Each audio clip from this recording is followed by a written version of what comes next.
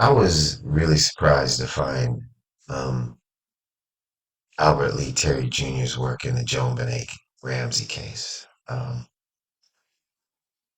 just wanted to speak a little bit about Albert Lee Terry Jr., what I've been able to find out about him. And so it's October 25th, October 12th, I believe it was, or 11th, was the murder of Paul Stein, the Zodiac case, right? And we believe that there were two people at that murder, two Zodiacs, the guy by the name of Charlie and the other one's Albert Lee Terry Jr. We believe that Albert Lee Terry Jr. set Charlie up that night, that he had him come up to the Presidio in a cab for some reason, told him to get out, on Cherry and Washington, or which Maple and Washington, whichever street you think you got off on Maple and Washington. The cab goes down the street. We think that Albert was waiting for the cab, held the cab driver, got in the back, had no intention to do anything but kill the cab driver, shot the cab driver in the back of the head, and left. So that Charlie would get caught because Albert was in love with and Charlie's girl and some other reasons, and he just wanted revenge, pretty much. And Charlie saw what happened, realized it was going to be a crime scene. That's why he ran to the car and tore the guy's shirt off because he didn't have anything else to wipe his fingerprints off with. And they both escaped down the Presidio. So one went, you know, north, and the other one went through the park and around down by the water back to his house in San Francisco. And so to understand the Joan Benet Ramsey case, it seems like he got older and he just got angrier. And for some reason, this guy always blames other people for his situation. So I'm going to show you something. So this is the letter that was received, postmarked, they said October 13th, 1969, in the Paul Stein murder case. And it says,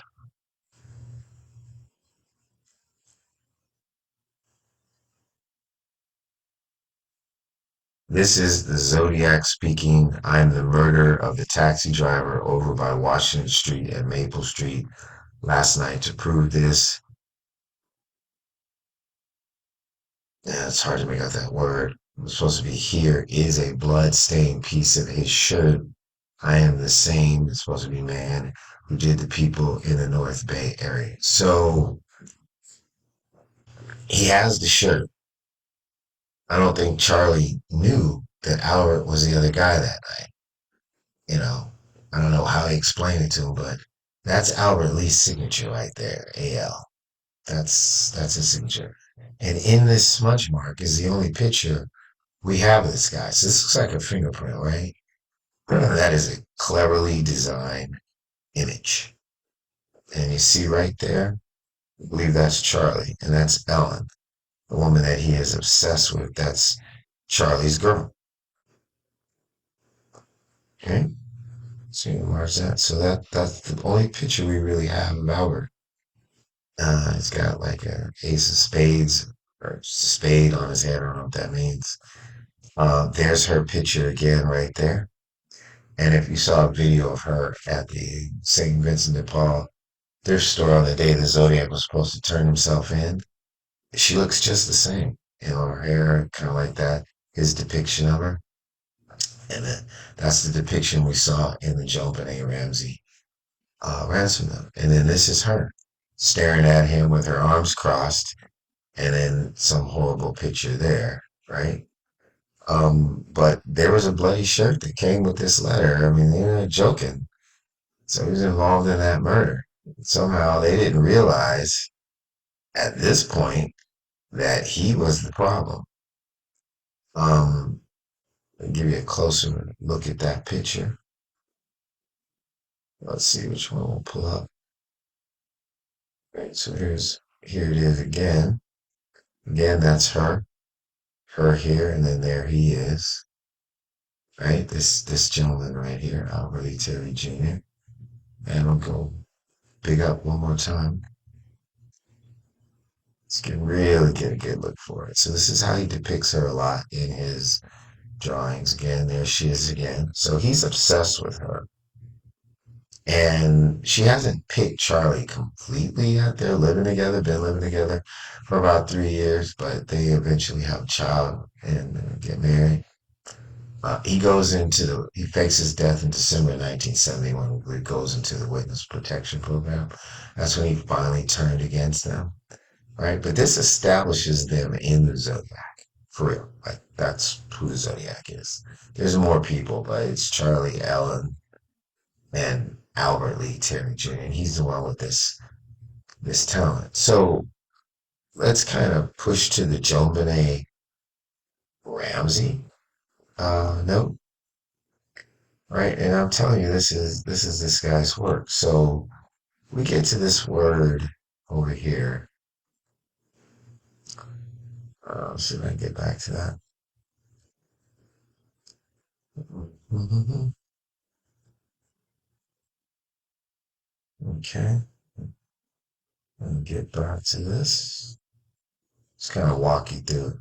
So one of the most major words in this thing would be this word killing, right? So don't think that killing will be, there we go, the most scariest word in there, right? That's kind of how they work. And they give these really scary messages, but inside the message is completely different. I'm telling you that this word killing that frightened everybody, right, is actually one of the most sympathetic words in this entire message because what he's saying is this is killing him. He's a pretty selfish person, but that's what it is, and I'll show you that in a second. So I'm going to pull this up, and I want you to see that you know this is designs, and I'm going to show it to you a little bit closer. You see right there, there's a person that's like a young boy, right? A very young boy. So we go through all this young boy, and it comes back around this way. But I have to turn it upside down for you to see what it's really saying. So imagine this is just a young Albert Lee Terry Jr. at some point. So we get rid of that. Yeah. Let's see, which one should I do? I can do it from here. Let me see. Let me check it out again. Right, that's right side up. Okay. So let's go to the upside down. Let me push it up. I'll take this with a grain of salt, but I think I understand how to decrypt it. So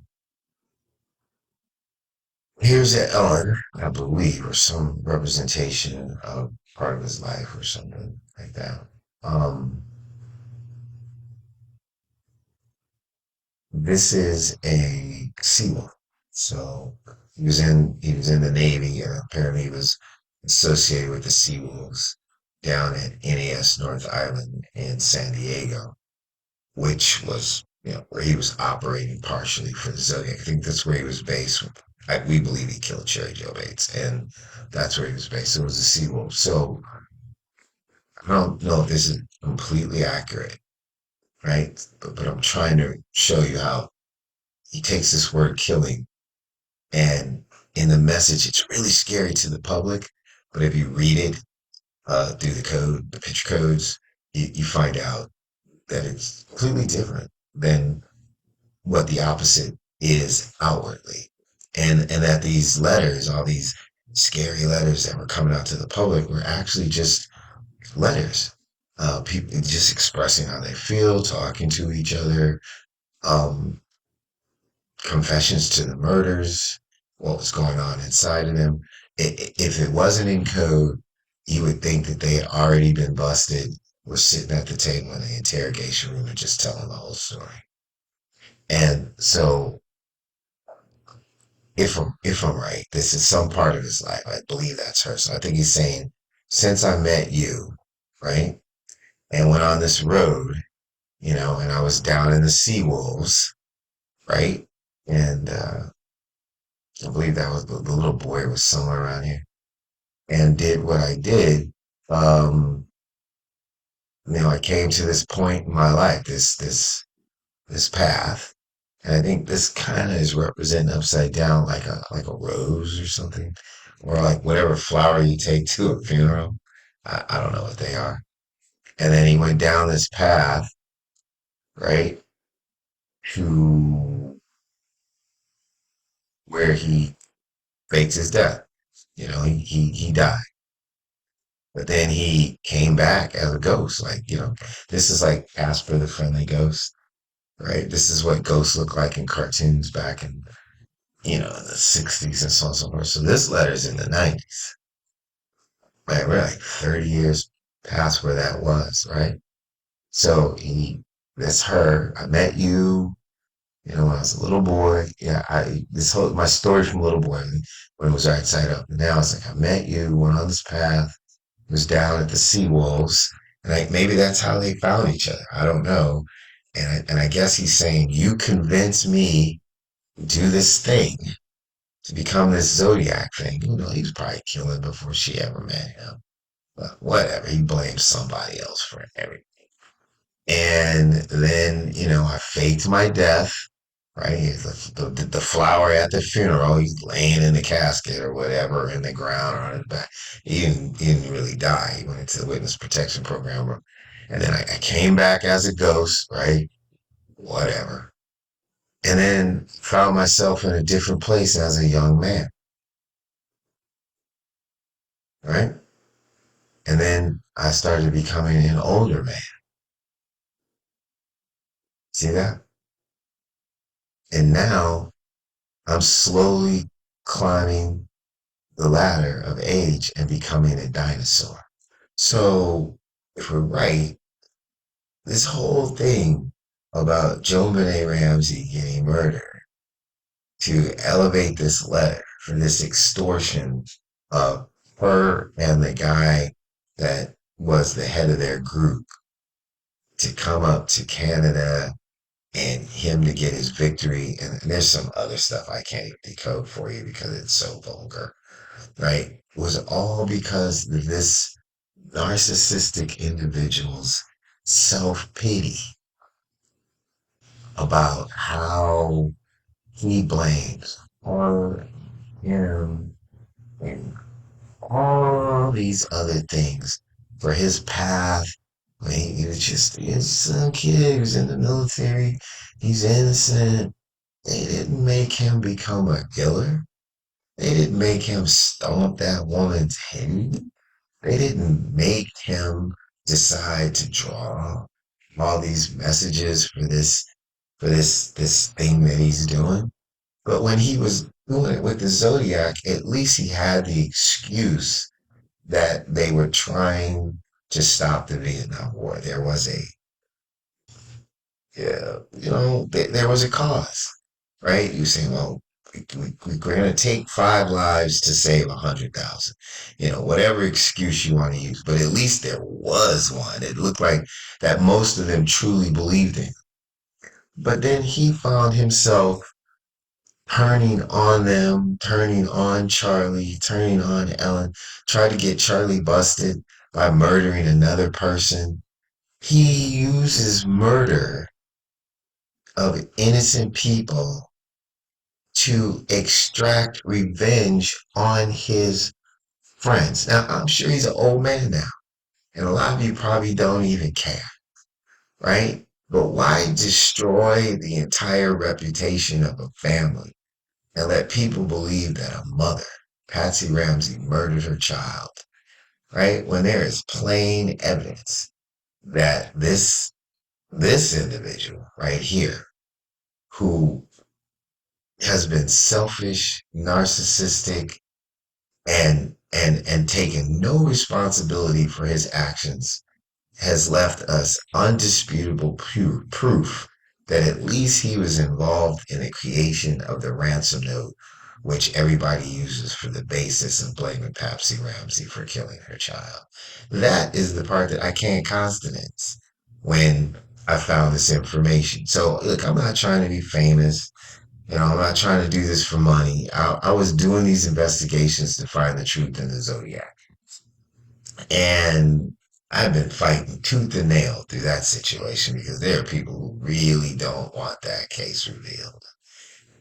The truth of it, right? But when I found that this boiled over into the Joan Benet Ramsey case, at that point, I'm just begging you people to just to, I don't know, shake your head with me, right? That the Lord somehow lets this information find its way out to at the bottom. If we don't even get justice in all these other cases, please have people stop blaming that woman for murdering her child. My heart bleeds that she had to die believing that people thought that that was true, at least because of the ransom note. If you find some other evidence, then fine. But it ain't got nothing to do with this. No one would go through all of this, right? If this wasn't the primary reason. The primary reason was to get this woman and the other guy that was the head of the situation in Zodiac to come up to Canada so that he could just do some gruesomely horrible stuff he was talking about to extract his victory. He wanted to embarrass them in a way that he felt embarrassed. I wish I could tell you the details, but it's kind of boring. So, if you wanted to know why, it's because this guy, Albert Lee Terry Jr., has been blaming people his entire life for being a psychopathic, serial killing, murdering dude who's never taken responsibility for the fact that he just has a problem. And for whatever reason, Satan found a place for him that gave him excuses until there were none. And then when there were no more excuses and he thought that everything was going to go down and he was going to get caught, like always, like a coward, he bailed out and blamed everybody else. He blamed Ellen for meeting her and he was on his path. That's what I think this. He was just on his path. I met you. I'm on my path. I'm with the sea wolves. And then next thing you know, I got into so much stuff that I had to kill myself in order to protect myself from all the things that were going to go down. Well, he actually just ratted out his friends, handed over all the keys and information to their codes, drew pictures of everybody that was in the group, and handed it over to the FBI, whose hands got tied and couldn't do anything about the case. And so he got disappointed. He got mad because he resurrected as a ghost, not his former person. Like he wasn't there. He was no Hourly Terry Jr. was dead, but then he came back as this younger boy somewhere else, and no one else got in trouble. He didn't get immunity. He didn't get what he wanted.